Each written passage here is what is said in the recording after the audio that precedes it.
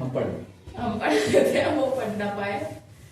ठीक है। तो देखो यार, डुअल नेचर शुरू करते हैं। इसमें क्या है ना, हम पढ़ेंगे रेडिएशन, रेडिएशन के बारे में। रेडिएशन में नेचर होता है, पार्टिकल नेचर भी होता है और वेव नेचर भी होता है।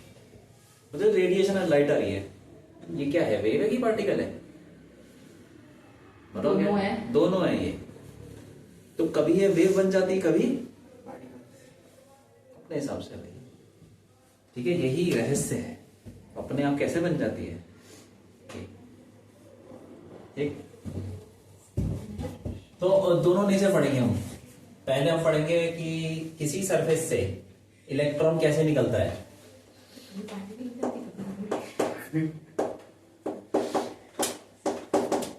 Emission of electrons. तो पहला तरीका है थर्मायनिक एमिशन। मतलब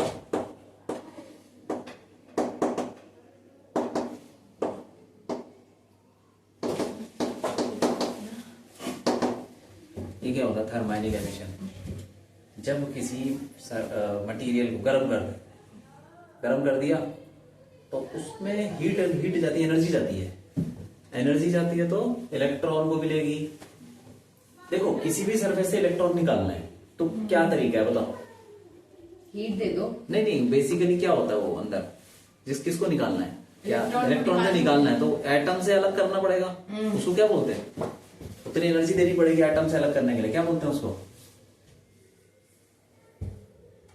कुछ बोलते हैं ना, एटम से इलेक्ट्रॉन को अलग करना है। एनर्जी, कुछ एनर्जी होती है ना, एनर्जी, एंथैल्पी, ना आयनाइजेशन एनर्जी। आयनाइजेशन, वो आयनाइजेशन एंथैल्पी होती है। आयनाइजेशन एंथैल्पी याद। अरे आयनाइजेशन एनर्जी पढ़ी नहीं है तुमने? पढ़ी है। एंथैल्पी नहीं, एंथैल्पी किसमें पढ़ी है? केमिस्ट्री में ही पढ़ी है। रिएक्शन नहीं, उसमें इलेक्ट्रॉन निकलते हैं। ठीक है। एंथैल्पी और भैया सेम ही वर्ड है। एंथैल्पी मतलब वो ठीक हीट को है। बोल देते हैं, हीट से रिलेटेड में एंथैल्पी बोल देते हैं, बट सेम चीज है। When a material या surface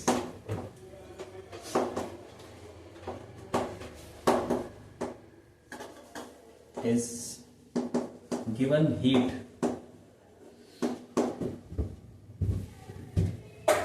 sufficient heat, sufficient heat, electrons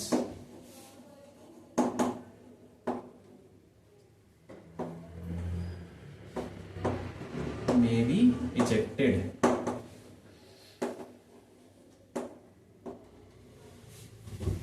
मतलब हीट की फॉर्म में दे दो तुम एनर्जी, तो इलेक्ट्रॉन वहां से टूट जाएगा, बाहर निकल जाएगा। ठीक है। दूसरा तरीका क्या है? Field emission. मतलब क्या हुआ कि इलेक्ट्रिक फील्ड लगा दो।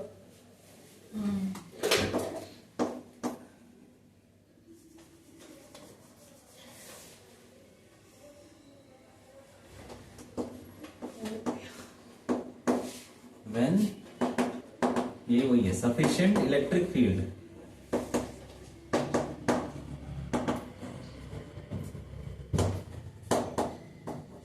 is applied to electrons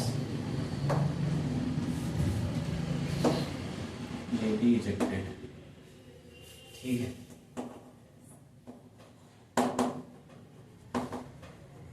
जितना फोर्स से वो लगा होगा, जितना फोर्स एटम लगा रहा होगा, मतलब न्यूक्लियस लगा रहा होगा इस पे, इलेक्ट्रॉन पे, उतना ही फोर्स इलेक्ट्रिक फील्ड लगा देगी, उससे ज्यादा लगा देगी तो वो टूट जाएगा। ठीक है। तीसरा क्या तरीका है? Photo electric emission.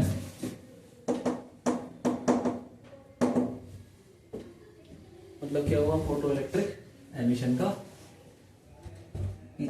जब हम रेडिएशन को डालते हैं किसी सरफेस के ऊपर, when radiation falls on a surface, metal surface से या कोई भी surface,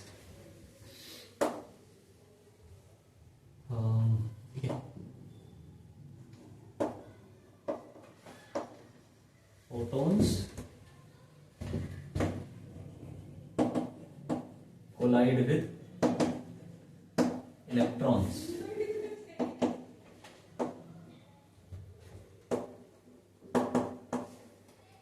and give its energy to eject electrons. मतलब रेडिएशन में ना फोटॉन्स होते हैं, तो उनके पास एनर्जी होती है, तो वो इलेक्ट्रॉन से टकराते हैं, तो उसको एनर्जी देते हैं, फिर वो इतनी एनर्जी लेके बाहर निकल सकते हैं टू इजेक्ट द इलेक्ट्रॉन्स।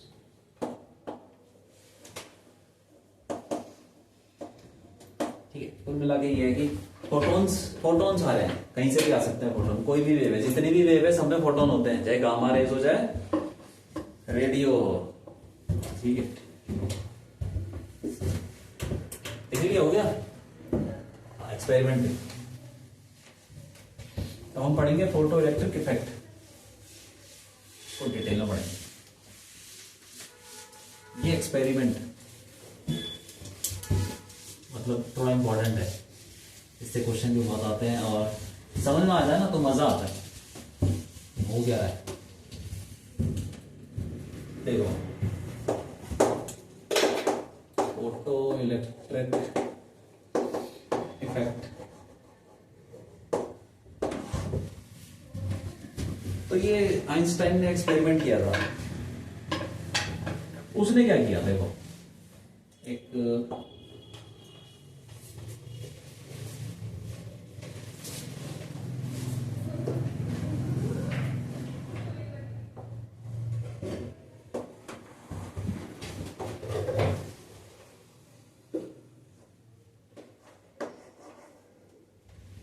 एक उसने ग्लास की ट्यूब ले ली है, तो ये भी होगा पहले केमिस्ट्री में कैथोड रे एक्सपेरिमेंट। क्या होता है उसमें? लास्ट में फ्लोरोसेंट मटेरियल लगाते हैं, वो जैसे चमकता है, कि फिर हाँ पार्टिकल्स चमक जाते हैं। तो उसने क्या किया, एक ग्लास ट्यूब ले ली, ठीक है, वो पूरा बंद है, अंदर कुछ भी नहीं है, हवा भी नहीं है, वैक्यूम, और इसको जोड़ दिया बैटरी से। केमिस्ट्री का सेकंड चैप्टर ही तो है स्ट्रक्चर ऑफ एटम, उसमें है ये सब। और ये एक जगह बना रखी है हमने, ट्यूब बना रखी है, यहाँ से लाइट वो डालते हैं, यूवी रेडिएशन डालते हैं, रेडिएशन डालते हैं, ठीक है। फोटॉन्स आ रहे हैं बेसिकली, तो फोटॉन्स आ रहे हैं, फिर इस पे टकरा रहे हैं। फोटोन का मतलब क्या है? फोटोन का मतलब एनर्जी आ रही है भाई। रेडिएशन में होता ही क्या है, क्या होता है? एनर्जी, कुछ पार्टिकल, फोटोन पार्टिकल होता है, हाँ शायद, हाँ वेव होता है, फोटोन हाँ वेव भी हो सकता हाँ है। यही तो डुअल नेचर है दुनिया की हर चीज, पार्टिकल भी और वेव भी है भाई। एक दोगला और- बना ये, डुअल नेचर नहीं है। हाँ, ये वो तो डिपेंड करता है सिचुएशन के हिसाब से ना, ये अपने नेचर को शो करते हैं। हाँ। ये ऐसा है, जैसे गिरगिट होता है ना, अपने हिसाब से रंग बदल लेता है, सिचुएशन के हिसाब से रंग बदलता है ना, बस वैसे ही है। सिचुएशन के हिसाब से रखना। या तो ऐसे समझ लो कि हम इसको समझ नहीं पाए तो हमने इसको दो नेचर बना दिया, ओ, ये भी हाँ एक थ्योरी। साइंटिस्ट ने साइंटिस्ट को जो ठीक लगा उसने अपनी थ्योरी दे दी है। देखो एक्चुअल में जो नेचर है वो तो वैसा ही है ना, आदमी चाहे जिंदा हो, चाहे रिसर्च कर रहा हो, चाहे ना कर रहा हो, वो तो वैसे ही काम करेगा। हाँ हम अपने समझाने के लिए कुछ ना कुछ बोलते रहते हैं, बोल देते हैं। और जो फिट बैठ जाता है उसको आगे लेके चल देते हैं कुछ साल, फिर वो फेल हो जाता है कुछ बाद में, कुछ नई थ्योरी आ जाती है, ये चलता रहता है। लेकिन सही में कोई नहीं समझ सकता, ये कभी इसका एंडिंग कहीं खत्म नहीं होने वाला है, ठीक है। न्यूटन फेल हो गया तो क्या है यार, सब फेल हो गया। हाँ न्यूटन इतना बड़ा साइंटिस्ट है, इससे बड़ा शायद साइंटिस्ट कोई है नहीं। आइंस्टाइन। आइंस्टाइन नहीं तो फेल किया न्यूटन को, अच्छा लेकिन फिर भी न्यूटन बहुत बड़ी चीज है। हाँ भैया, उसने पूरी फिजिक्स की बुक बना रखी है। हाँ जो भी है। अरे क्या क्या। तो देखो उसने क्या किया कि ऊपर से रेडिएशन डाला तो फोटोन दिया है, मतलब साथ में टकराए इलेक्ट्रॉन से, इलेक्ट्रॉन निकल गए, ठीक है। इलेक्ट्रॉन निकले और ये हमने बैटरी जोड़ दी तो ये पॉजिटिव हो गया, ये नेगेटिव हो गया, तो क्या होगा, इलेक्ट्रॉन निकलेंगे तो ये खींच लेगा ना उसको, पॉजिटिव वाला इलेक्ट्रॉन खींच लेगा, तो इलेक्ट्रॉन निकले और ऐसे गए इधर को। तो जैसे यहाँ पे पहुंचेंगे तो फिर एक फ्लो चालू हो जाएगा, तो ये बैटरी क्या करेगी, जैसे इलेक्ट्रॉन यहाँ पहुंचेगा वैसे खींच लेगा उसको, ठीक है। जो इलेक्ट्रॉन आते रहेंगे और ये खींचता रहेगा, तो एक फ्लो हो गया, मतलब फ्लो ऑफ चार्ज, तो करंट आ गया, तो उसको बोलते हैं फोटो करंट। आई, ठीक है, फोटो करंट है ये।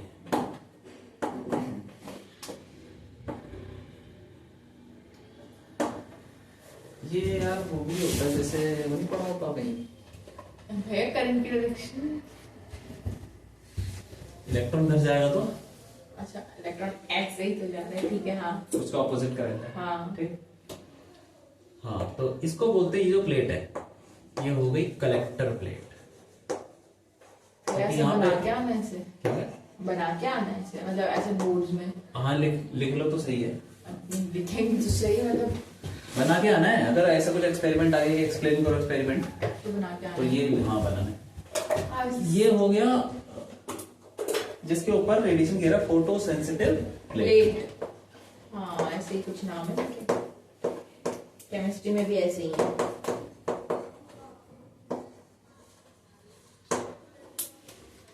ठीक है, ये ऊपर से आ रही है रेडिएशन, ठीक है। इसके अंदर होते हैं फोटॉन्स,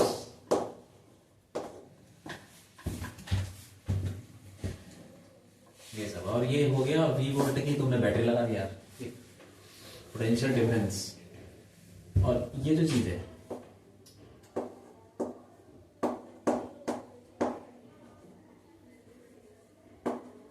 ये है इवैक्यूएटेड ग्लास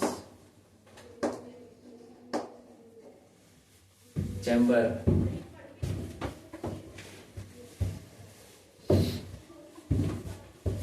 ऐसा कुछ। तो उसने एक्सपेरिमेंट किया, ऐसे करके डाला, और फिर उसके बारे में उसने कई सारे रिसर्च, मतलब और भी एक्सपेरिमेंट किए, ग्राफ भी बनाए, तो वो सब हमको पढ़ना है, इसी के बारे में पढ़ना है। तो पहले देखो, तुम फोटो इलेक्ट्रिक फील्ड को समझ लो। एक सरफेस है, ठीक है, उसके अंदर क्या होते हैं, इलेक्ट्रॉन भी तो होते हैं, एटम तो बाहर निकलेगा नहीं, इलेक्ट्रॉन निकलेगा।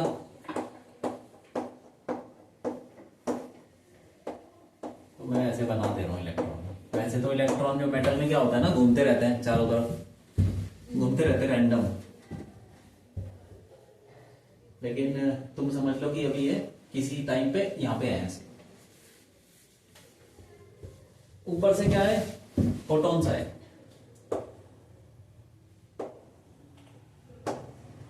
ये रेडिएशन है।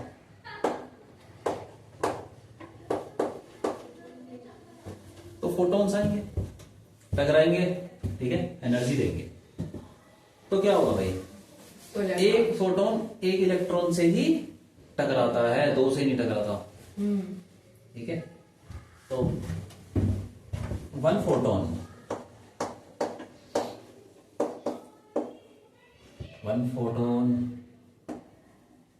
gives energy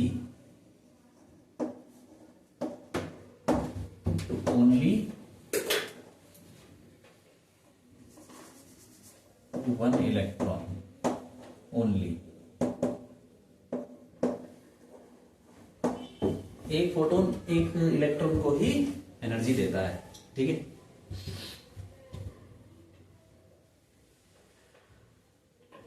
अब इसको निकालें, एक इलेक्ट्रॉन है, कौन सा इलेक्ट्रॉन बड़े आसानी से निकल जाएगा, बताओ। पहले वाला जो सरफेस पे सबसे ऊपर जो है वही है ना, हाँ ठीक है। तो इलेक्ट्रॉन निकालने के लिए हर सरफेस से कुछ मिनिमम एनर्जी चाहिए होती है, उसको बोलते हैं थ्रेशोल्ड एनर्जी। क्या चीज है ये, it is the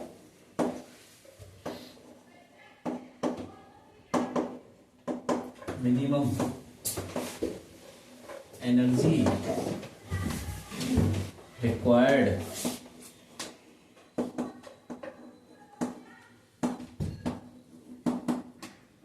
reject electrons. बस, मतलब कम से कम, ज्यादा तुम कितनी दे लो, कम से कम तो उतनी देनी पड़ेगी। तो इस थ्रेशोल्ड को ऐसे दिखाते हैं, phi naught is equal to h mu naught mu plus naught, नहीं अच्छा ये थ्रेशोल्ड है, एनर्जी का सिंबल ये फाई नॉट, ठीक है। एच न्यू नॉट बोल दो, और इसका एक और नाम है वर्क फंक्शन। है ये कौन सा हाँ mu frequency frequency mu naught frequency. ठीक है। एनर्जी ऑफ फोटोन पता है ना क्या होती है? एनर्जी ऑफ फोटोन और एच प्लैंक कांस्टेंट है। एच क्या है? हाँ Planck's Planck's constant h nu या एच सी बाय न्यू को सी बाय लैम्डा भी लिख सकते हो। हाँ हाँ ये ठीक है। अब हाँ इतनी एनर्जी आ रही है ऊपर से, एक फोटोन एक इलेक्ट्रॉन से टकराएगा, एक इलेक्ट्रॉन को निकालने में इतनी एनर्जी तो लगती ही है कम से कम। तो जो ऊपर से फोटोन आ रहा है उसकी एनर्जी इससे ज्यादा तो होनी चाहिए ना। ये फाइनल थ्रेशोल्ड एनर्जी भी है। हाँ थ्रेशोल्ड एनर्जी, जो ऊपर से फोटोन आ रहा है उसकी एनर्जी इससे तो ज्यादा होनी चाहिए। तो ये जो एच न्यू है ये एच न्यू नॉट से क्या होनी चाहिए? ज्यादा ज्यादा, ठीक है।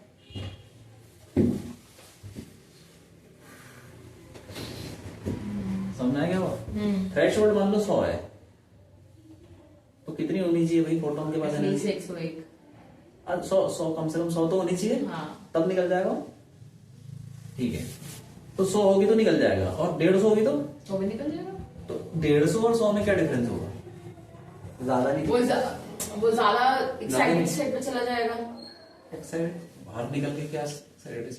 तो ज्यादा दूर तक उसके क्या ही ज्यादा होगी। हाँ देखो, जैसे मैं तुमको एक एग्जांपल देता हूँ। मान लो एक बाल्टी, उसमें बहुत सारी बॉलें रखी हुई हैं, ठीक है, छोटी छोटी बॉल्स हैं। और तुमने क्या किया कि एक बॉल ली, कोई दूसरी एक दूसरे कलर की, मान लो सारी व्हाइट बॉल है और तुम्हारे पास ब्लैक बॉल, तुमने इसमें मारा, तो इसको यहां से व्हाइट बॉल को निकालने के लिए कुछ तो एनर्जी चाहिए ना। अगर तुम ऐसे ही ब्लैक बॉल को छोड़ दोगे उसके अंदर, तो वो भी अंदर रह जाएगी क्यों, और निकलेगा कुछ नहीं, वो थोड़े हिल जाएंगे बस। तुम अगर थोड़ा कम से कम कुछ तो तेज मारोगे ना, एक तेज मारोगे एक बॉल निकलेगी। क्यों? यहाँ पे तो चलो एग्जांपल का ऐसे दे रहा हूं, तो कम से कम कुछ एनर्जी तुमको देनी पड़ेगी ब्लैक बॉल को, जिससे कि व्हाइट बॉल निकल जाए। और ज्यादा दे दोगे तो 2-3 निकल जाएंगी, और उनकी एनर्जी भी ज्यादा होगी। हाँ उछल के निकल जाएगी। अगर तुमने मारा तो उछल के निकलेगी। क्यों? मान लो एक ही बॉल है कि एक कटोरी है, उसके अंदर एक बॉल है। अब तुम ना इसमें एक बॉल मारो, तो कुछ तो एनर्जी देनी पड़ेगी ना। और तुमने थोड़ी ज्यादा दे दी तो वो ऐसे उछल के तो जाएगी, ये उछल जाएगी, ये बाहर निकल जाएगी। तो वैसे ही होता है इनके साथ भी, इलेक्ट्रॉन को निकालने के लिए 100 चाहिए, और तुमने दे दी 150, तो 100 तो लग जाएगी निकालने में। मतलब बाकी के ही में 100 तो लग जाएगी बॉन्ड से, मतलब जो एटम से बंधा हुआ है ना वो, उससे तोड़ने में, और बाकी 50 का चली जाएगी वो बाहर निकल के काइनेटिक एनर्जी, काइनेटिक एनर्जी में चली जाएगी। तो यही आइंस्टाइन ने बोला। तो अभी तो भैया हम एच में नॉट प्लस के भी लिखते हैं ना। हाँ हाँ भाई, तभी में कोई आइंस्टाइन्स फोटो इलेक्ट्रिक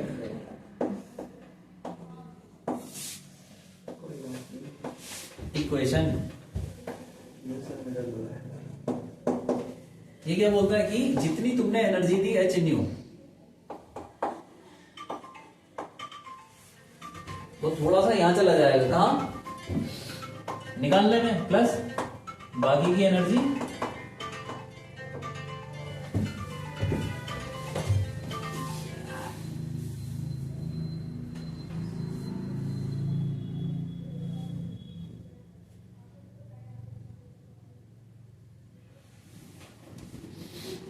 ठीक है।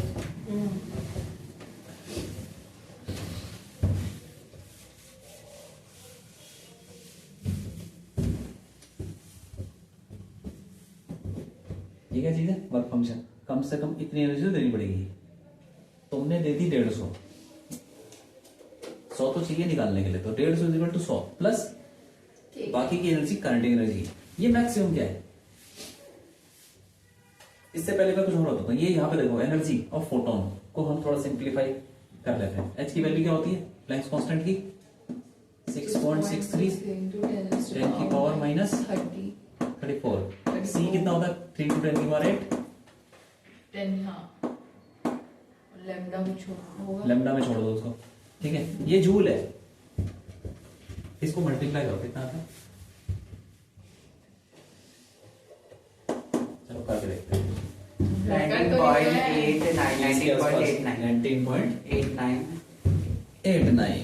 into 10 raised to power 26 वो कैसे है? 10 raised to power minus minus 26। तुमने कैलकुलेट करा है? तुम झूठ तो नहीं बोल रहे? कैलकुलेटर थोड़ी ना। ठीक है, अब देखो याद करी थी। तो मैं इधर देखो, ये आ गया जूल में। अच्छा जूल ही तो है। हाँ। इसको हम कन्वर्ट करेंगे इलेक्ट्रॉन वोल्ट में, क्योंकि वो ज्यादा यूज करते हैं इस चैप्टर में। तो इलेक्ट्रॉन वोल्ट में करने के लिए इलेक्ट्रॉन के चार्ज से डिवाइड करना है, तब ये हो जाएगा इलेक्ट्रॉन वोल्ट में। तो अब इसको डिवाइड कर लो, कितना है रे? कैसे अटक गया मैं? 16 एकम 16 ऐसे कुछ करके 12.43 12.4 ऐसे 3 बात नहीं ऐसे 12.4 आ रहा है इसका इंटू 10 की पावर कितना है ये? -7 हाँ अपॉन लैम्डा, और ये ईवी। तो याद रखना कि अगर तुम्हें ईवी में निकालना है और तुमको लैम्डा दे रखा है तो सीधा यहाँ लैम्डा डाल दो, तो ईवी आ जाएगा। ठीक है, जैसे मान लो दे रखा है 400 नैनोमीटर, 400 नैनोमीटर डालोगे तो कितना? 400 4 इंटू 10 की पावर -7 -7 में कट गया, 4 से डिवाइड करोगे तो 3.1 इलेक्ट्रॉन वोल्ट ये एनर्जी है फोटोन की, जो भी है लैम्डा डाल के निकाल सकते हैं। तो ये फॉर्मूला थोड़ा याद रखना, ठीक है। अब देखो ये काइनेटिक एनर्जी क्या चीज है? ये क्या चीज है? ये क्या है? ये बताओ, न्यू क्या है फ्रीक्वेंसी। किसकी? ये म्यू क्या है? फ्रीक्वेंसी, फोटोन की फ्रीक्वेंसी। हाँ, फ्रीक्वेंसी ऑफ फोटोन इंसिडेंट। हाँ वही इंसिडेंट फोटॉन्स, दूसरी वाली ठीक है। और न्यू नॉट तो थ्रेशोल्ड हो गया, ठीक है। Nu naught threshold frequency. Threshold frequency, इसकी डेफिनेशन भी वैसी है। It is the minimum frequency required to reject electron.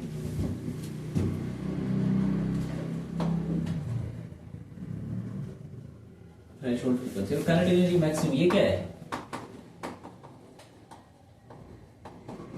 Maximum kinetic energy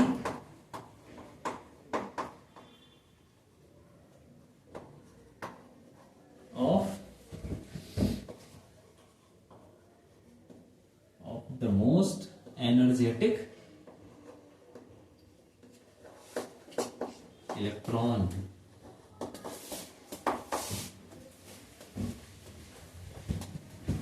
क्या समझे इससे?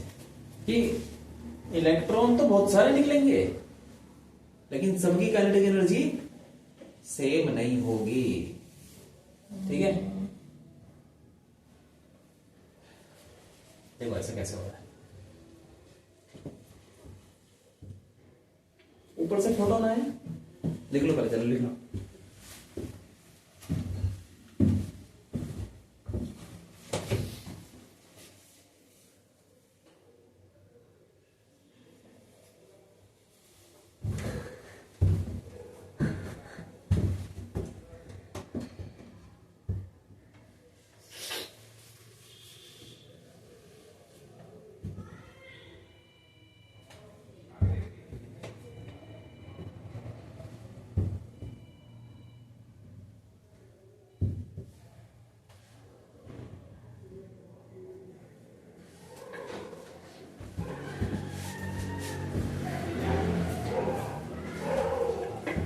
भाई,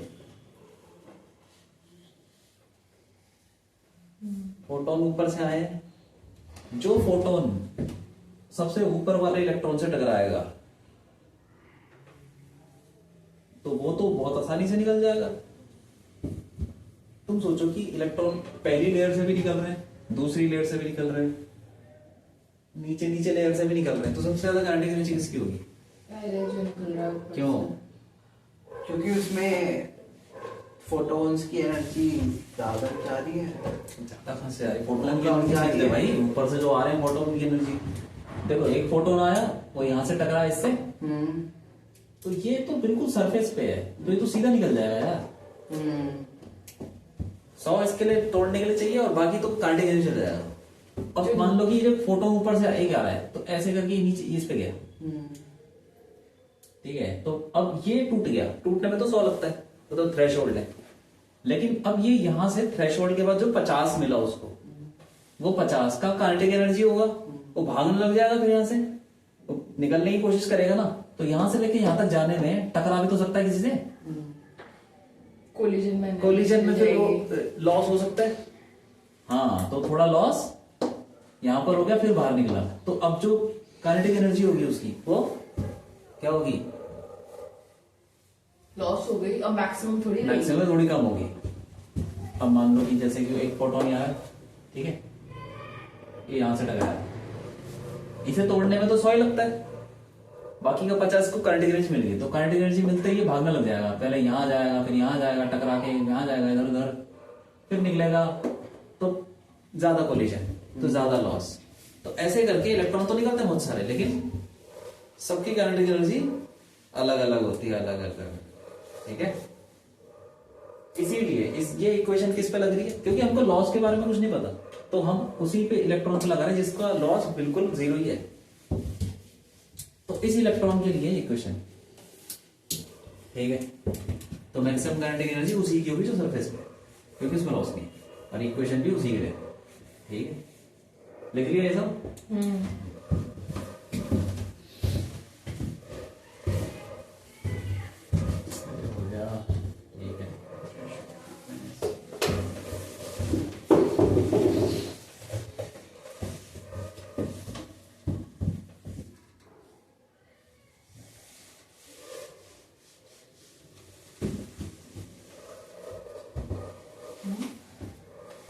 अब हम कुछ ग्राफ वगैरह पढ़ लेते हैं, उनको और चीजें और फ्रीक्वेंसी के बीच का ग्राफ है। हाँ, बहुत सारे ग्राफ हैं, ग्राफ से भी हम बहुत कुछ सीखते हैं।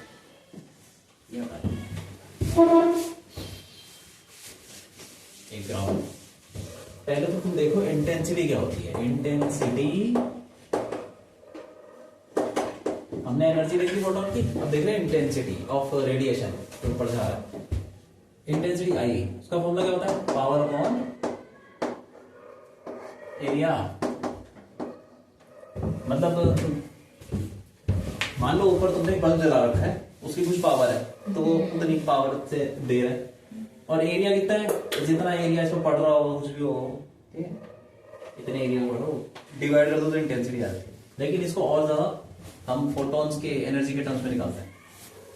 पावर क्या होता है? Energy upon time, energy upon time, और इनटू एरिया, ठीक है। एनर्जी क्या होती है भाई? एनर्जी किसकी किसकी एनर्जी? और एक थोड़ी यार, बहुत सारे आ रहे हैं, बहुत सारे आ रहे हैं। तो इसको हम ना ऐसे लिखते हैं, I is equal to n h c by lambda और एरिया। ये देखो क्या है, एन क्या चीज है? Number of photons per second जो गिर रहे हैं, इनटू एक फोटोन की एनर्जी। यही होती है ना अच्छी लेमडा। एक फोटोन की एनर्जी से नंबर ऑफ फोटोन की एनर्जी मल्टीप्लाई कर दो, सारे फोटोन की एनर्जी आ जाएगी, और ये पर सेकंड है, number of photons per second. तो ये क्या हो जाएगा पूरा? ये एनर्जी पर सेकंड, और अपॉन एरिया हो गया तो पावर हो गई। तो एन ऐसे लिख, नंबर ऑफ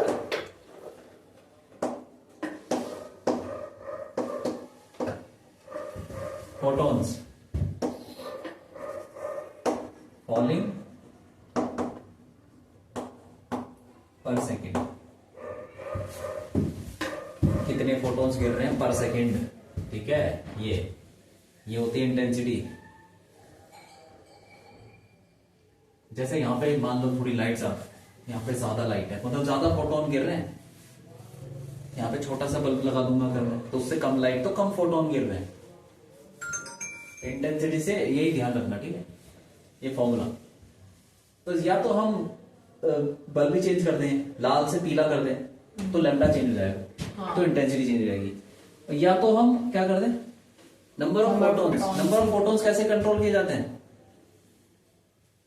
मतलब रेडिएशन कम भेजो, कम भेजो, हाँ, छोटा बल्ब लगा दो, कम पावर, देखो पावर कम कर दो, छोटा बल्ब लगा दो। एरिया तो चलो चेंज नहीं कर सकते ना तुम, जो भी है प्लेट का, पावर कम कर दो, ठीक है। पावर कम करने से क्या होता है, number of photon change. Same bulb, Lal bulb है, लाल बल्ब में तुम इंटेंसिटी ज्यादा कम कैसे करो, पावर ज्यादा कर दो, क्या कम कर दो, तो भाई हम एरिया तो कम कर सकते हैं ना। एरिया आमतौर पे कम नहीं होता ना एक्सपेरिमेंट में, अच्छा, कर तो सकते हो। एरिया से कोई छटका निकल नहीं, इंटेंसिटी का फर्क नहीं, हो पड़ेगा। तो देख पढ़ तो जाएगा ही, इसको पतला कर दो, कब रेडिएशन आएंगे तो कम हो जाएगा एरिया, ठीक है? जो भी है ये। अब हो गया इंटेंसिटी।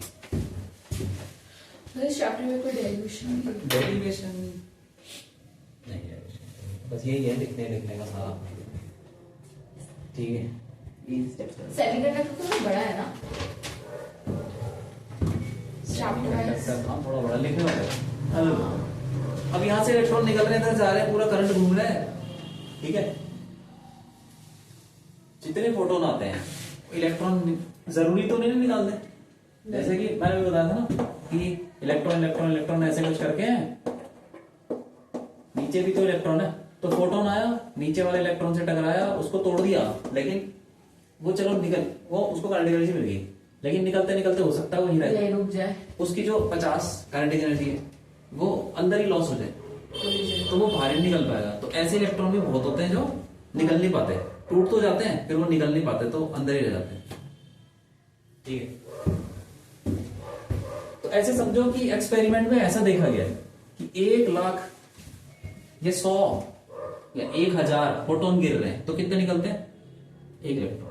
1 इलेक्ट्रॉन, हाँ 1000 फोटोन, ऐसे तो बिलियंस बिलियंस में गिरते हैं यार, क्या बात है। मतलब इतने सारे फोटोन डालने में भी सिर्फ 1 इलेक्ट्रॉन निकलेगा। हजार। अब मैं बोलूं कि ये देखो, ये पार्टिकल गिर रहा है, दिख रहा है, मेरे पास आप खड़े हो, हम नहीं। ये दिख रहा है कुछ सफेद सा गिर रहा है, हाँ, उसमें कितने इलेक्ट्रॉन होंगे, कितने एटम होंगे, बिलियंस होंगे कि नहीं होंगे, तो 1000 बिलियंस, समझ रहे हो आपको? हाँ, लिखा हो पार्टी ये बात नहीं है कि 1000 में, देखो 1000 में भैया की इमेजिनेशन पे भरोसा कर लिया। नहीं बिलियंस नहीं है, बिलियंस से भी बहुत ज्यादा, ट्रिलियंस। नहीं, वो ये पूछ रहे कि तुम्हें वो क्या वो पार्टिकल दिखा, अच्छा, जो गिरा है तो यार। मैंने वो ये बोला था कि मैंने भैया की इमेजिनेशन पे भरोसा कर लिया। तो दिख रहा है गिरता हुआ, तो भैया काम 4 आंखों वाले लोग और काम 2 आंखों वाले। अरे तो भैया अरे मैं पास में खड़ा हूं ना, दिख रहा है कुछ गिरता हुआ, भैया ठीक है, हम समझ। मैं क्या, एक एक पार्टिकल में पकड़ लो यार। हाँ, धूल का कण कितने होते हैं उसमें एटम, बहुत सारे ट्रिलियंस से भी ज्यादा, ट्रिलियंस। एक पार्टिकल में भी आइटम जब नेक्ड आई से देखा ही जा सकता, तो ये जो पार्टिकल दिख रहा है तो उसमें तो ज्यादा- एग्जाम्पल है, कार्बन ले लेते हैं, कार्बन 12 ग्राम में कितना होता है, Avogadro number 10 या 23 ले लो, 20 या हाँ। 23 कितना है, 23 तो बोल सकते हैं वैसे। हाँ। ट्रिलियन कितना होता है, बहुत ज्यादा होता है। ट्रिलियन होता है 10 की पावर 12, ट्रिलियन होता है, ट्रिलियन। बिलियन होता है 10 की पावर 9, ये ट्रिलियन हो गया, ये तो कोई- ठीक है। अब सोचो ये पार्टिकल कितने ग्राम का होगा, मैं क्या तो 1 लाख से डिवाइड कर दूंगा, 10 की पावर -5 लगा दूंगा, 1 लाख 1 लाख गुना कम, माइक्रोन्स में होगा, माइक्रोन कर दूं, 10 की -6 कर दूं, तभी भी क्या ही फर्क- नैनोग्राम कर दूं, नैनोग्राम, तब भी क्या नैनो में तो वो बहुत छोटा, 10 की पावर। नैनोग्राम कर दूं, कितना हो जाएगा, 10 की पावर 9 माइनस करना है ना, 13 में से 9 में 14, हाँ 10 की पावर, नैनोग्राम में भी 10 की पावर 14, मतलब 100 ट्रिलियन, 100 ट्रिलियन, समझ गया ना, ये लेवल है। तो तुम सोचो लाइट में कितने फोटोन होते होंगे। हाँ बहुत सारे होते होंगे। तो इतने फोटोन के बाद भी सिर्फ एक ही इलेक्ट्रॉन निकलता है। इतने फोटोन मत बोलो ना, मैंने हजार में एक बोला है। अब सोचो ये ट्रिलियंस में कितने होंगे। अच्छा समझ में आया? हाँ। ट्रिलियंस ट्रिलियंस ट्रिलियंस 10 की पावर 20 30 पन कितने ही होते होंगे, अंदाजा बता रहा हूं, ठीक है। तो ऐसे मत सोचो कि हजार में एक निकल रहा है, क्या ही निकल रहा है यार, बहुत ज्यादा है वो, बहुत ज्यादा। 1 लाख में एक निकल रहा है ना, वो बहुत ज्यादा है, ठीक है। तो जितने भी फोटोन गिरते हैं सब इलेक्ट्रॉन नहीं निकालते, बहुत कम निकालते हैं, 0.01%, ठीक है। तो फिर इलेक्ट्रॉन तो जितने भी निकल रहे हैं, जितने भी इलेक्ट्रॉन निकल रहे हैं, यहां पे कितने पहुंच रहे हैं? एक तो फोटोन गिर रहे हैं कुछ, वो कुछ इलेक्ट्रॉन निकाल रहे हैं। चलो मान लो कि 1 लाख फोटोन गिरे तो 1000 इलेक्ट्रॉन निकले, 1000 इलेक्ट्रॉन निकले, तो यहां पे कितने पहुंचे? ऐसा भी तो 1000 निकले, 1000 निकल गए, और गिरे कितने? तो गिरे कौन से? अच्छा, यहाँ से तो जो लाखों में गिरे होंगे ना, हाँ छोड़ो उसको, लाखों में गिरे, यहाँ से निकले 1000, तो क्या सारे पहुंच रहे होंगे? नहीं नहीं, नहीं, ऐसा नहीं होता, सारे नहीं पहुंचते, सारे हैं, सारे नहीं पहुंचते, मतलब इधर-उधर वहां से कहीं निकल जाते गया ना, उस प्लेट से बाहर आ गया, तो सारा क्यों नहीं जाएगा उधर? क्योंकि वो तो अट्रैक्ट होना चाहिए ना।